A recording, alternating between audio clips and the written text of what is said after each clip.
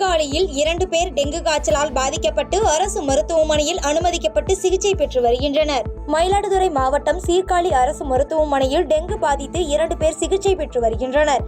இதனைத் தொடர்ந்து முன்னெச்சரிக்கை நடவடிக்கையாக டெங்கு காய்ச்சலை கட்டுப்படுத்த சுகாதாரத்துறை நடவடிக்கை எடுக்க பொதுமக்கள் கோரிக்கை வைத்துள்ளனர்.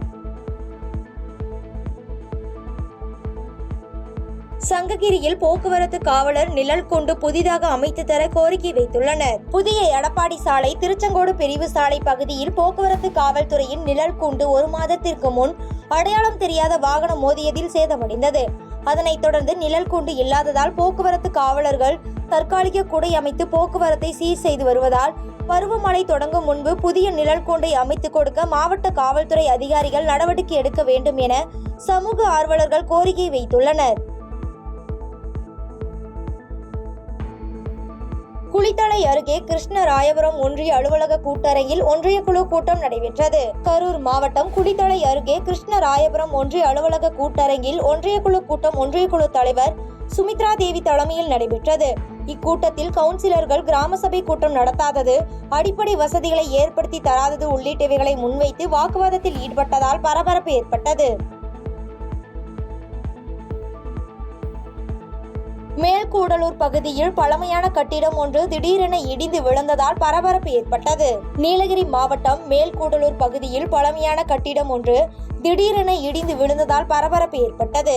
எனவே பொதுமக்கள் சாலை ஓரங்களில் நடந்து செல்லும் போது இதுபோன்று பழைய கட்டிடங்கள் அருகில் நிற்க வேண்டாம் என மாவட்ட நிர்வாகம் சார்பில் அறிவுறுத்தப்பட்டுள்ளது. கல்பாக்கம் அடுத்த காந்தாங்கடை தனியார் திருமண மண்டபத்தில் அதிமுக நிர்வாகிகளுடனான ஆலோசனை கூட்டம் நடைபெற்றது. செங்கல்பட்டு மாவட்டம் கல்பாக்கம் அடுத்த காந்தாங்கடை தனியார் திருமண மண்டபத்தில் அதிமுக நிர்வாகிகளுடனான ஆலோசனை கூட்டம் அவைத்தலைவர் மணி தலைமையில் நடைபெற்றது. சிறப்பு அழைப்பாளர்களாக செங்கல்பட்டு கிழக்கு மாவட்ட செயலாளர் திருக்கழுக்குன்றம் எஸ். ஆறுமுகம், கழக வழக்கறிஞர் பிரிவு மாநில செயலாளரும் முன்னாள் எம்எல்ஏவுமான IS. இன்பதுரை ஆகியோர் கலந்து கொண்டு சிறப்புரையாற்றினர்.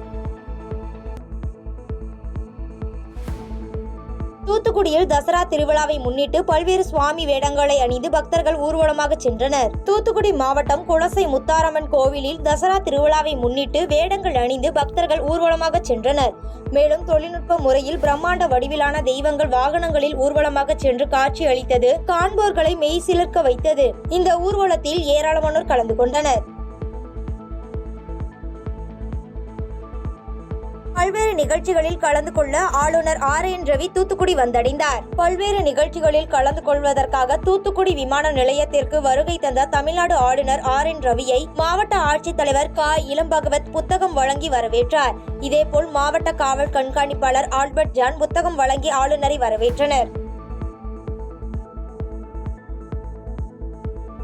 நாம் தமிழர் தொழிற்சங்க பேரவை சார்பில் நெய்வேலி NLCயில் பணியாற்றும் ஒப்பந்த தொழிலாளர்களுக்கு 20% போனஸ் வழங்க கோரி ஆர்ப்பாட்டம் நடைபெற்றது. கடலூர் மாவட்டம் நெய்வேலி NLCயில் பணியாற்றும் ஒப்பந்த தொழிலாளர்களுக்கு 20% போனஸ் வழங்க கோரி நாம் தமிழர் தொழிற்சங்க பேரவை சார்பில் நெய்வேலி வட்டம் 25இல் NLC நிறுவனத்தை கண்டித்தும் மத்திய அரசை கண்டித்தும் கண்டன ஆர்ப்பாட்டம் செய்தனர். மேலும் ஒப்பந்த தொழிலாளர்களை பணி நிரந்தரம் செய்ய கோரியும், பணி நிரந்தரம் செய்யும் வரை மாத ஊதியம் 50,000 ரூபாய் வழங்க கோரியும் உள்ளிட்டவைகளை வலியுறுத்தி ஆர்ப்பாட்டத்தில் ஈடுபட்டனர்.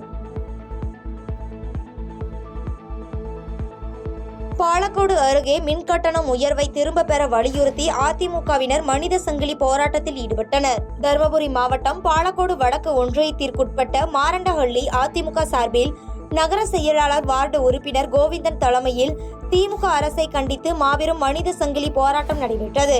இதில் உயர்த்தப்பட்ட சொத்து வரி, 3 முறை உயர்த்தப்பட்ட மின்கட்டணம் ஆகியவற்றை திரும்ப பெற வலியுறுத்தி கையில் பதாகைகளை ஏந்தியும் கோஷங்களை எழுப்பியும் 100க்கும் மேற்பட்ட அதிமுக நிர்வாகிகள் ஆர்ப்பாட்டத்தில் ஈடுபட்டனர்.